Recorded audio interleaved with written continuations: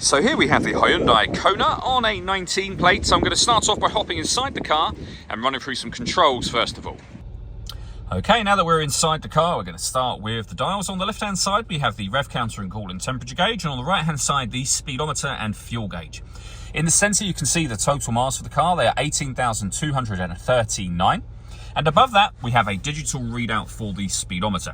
You can change that information displayed there using buttons on the steering wheel for various bits of driving data.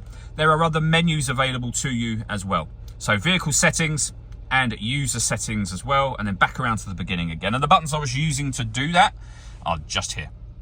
We then have cruise control over that side as well.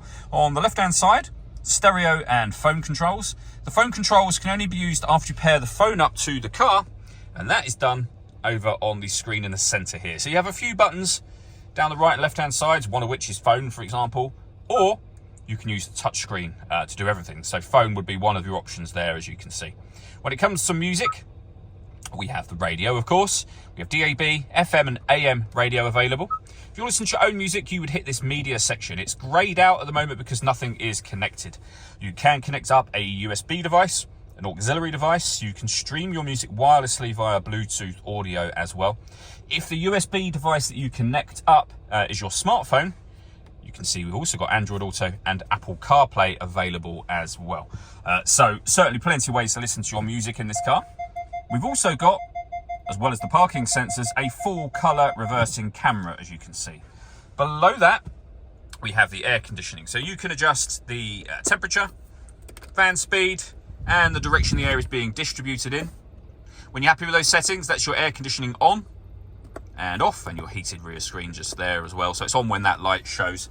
Below that, we have a USB charging point, a 12-volt socket for charging, and then auxiliary and USB inputs there for your music.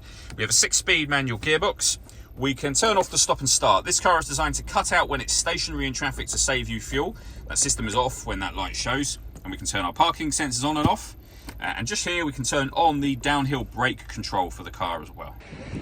All that leaves me to say is thank you for taking the time to watch this video. If you'd like to come and see the car in person and have a test drive, please feel free to call either of our MJA sites. We'd love to hear from you soon.